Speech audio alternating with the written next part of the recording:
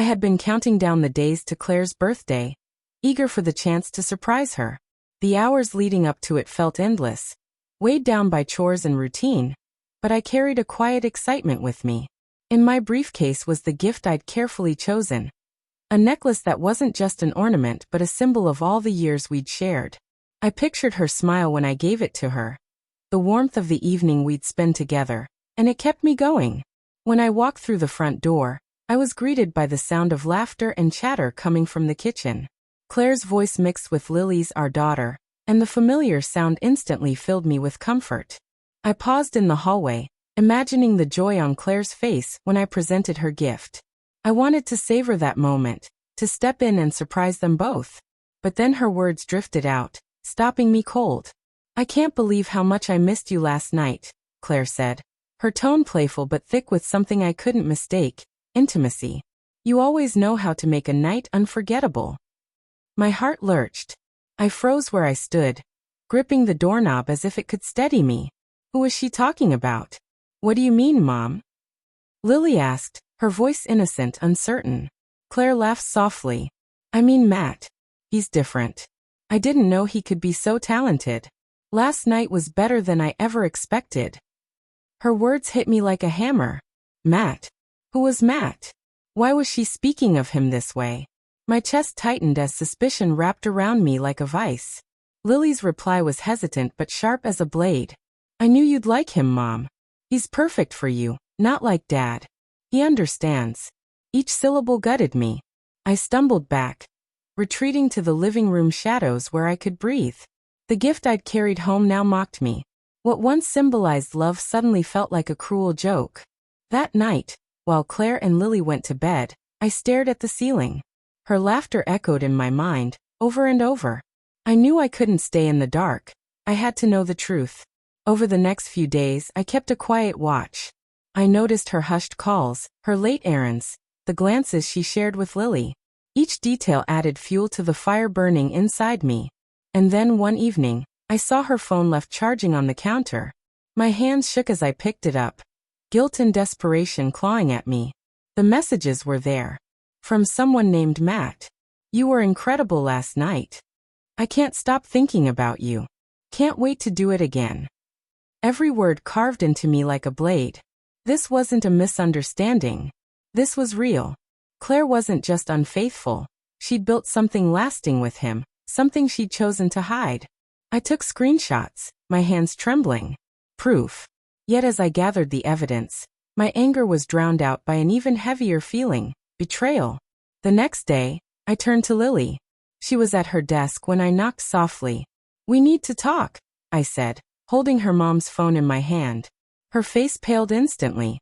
She shut her laptop, her eyes wide. "Dad," she whispered, voice trembling. "I didn't want you to find out this way." "Then why keep this from me?" My voice cracked, pain lacing every word. She broke down, tears streaming down her cheeks. "Mom was lonely. Matt, he made her happy. I thought maybe if I didn't say anything, it would go away. I never wanted this to happen." I felt my anger dissolve into sorrow. Lily wasn't to blame. She was caught in a storm she never asked for. I placed a hand on her shoulder. "We'll face this together," I promised. That evening, I asked Claire to sit with me. She entered the room nervously, her eyes darting between Lily and me. She knew. "What's wrong?" she asked. I handed her the phone. "Explain this," I said, my voice rigid. Her eyes widened as she read the messages. Her face drained of color. "Tom, it's not what it looks like. I can explain." "Then explain," I snapped. "Who is Matt?" Her shoulders slumped and she whispered, "I never meant for it to go this far.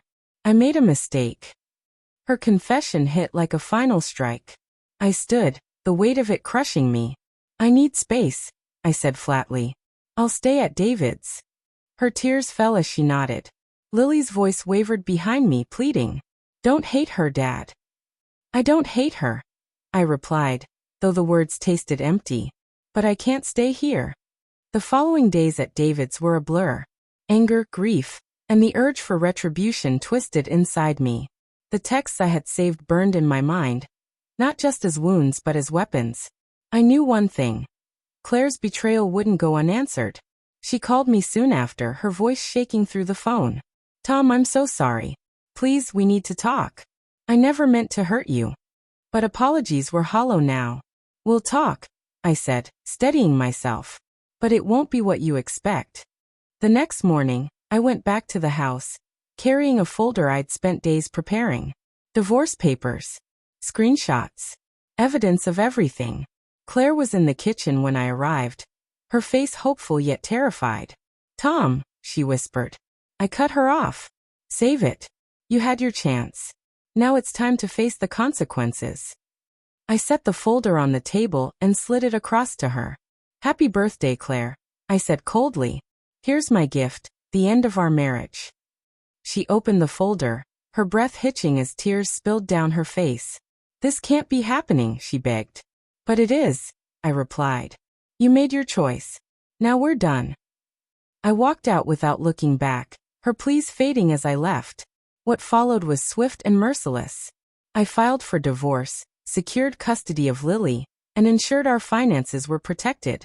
But I wasn't finished. I'd hired a private investigator who uncovered Matt's shady dealings, and soon authorities were circling him. Journalists got hold of the story, an affair entangled with business corruption. The scandal spread like wildfire, and Claire's carefully built life crumbled. Friends vanished. Her career unraveled. But when the dust finally settled, I realized revenge only dulled the pain, it couldn't erase it. What mattered was building a new life for Lily and me. Together, we started fresh. Honesty and trust became the foundation of our days. David stayed by my side, steady as ever, reminding me that not everyone betrays. The betrayal had nearly destroyed me, but it also shaped me into someone stronger. Standing at the edge of a new beginning, I knew the past no longer controlled me. The future was mine to rebuild, with clarity, resilience, and peace. Do you want me to make this even more emotional and dramatic, almost like a thriller-style narration? Or keep it closer to a realistic, grounded tone?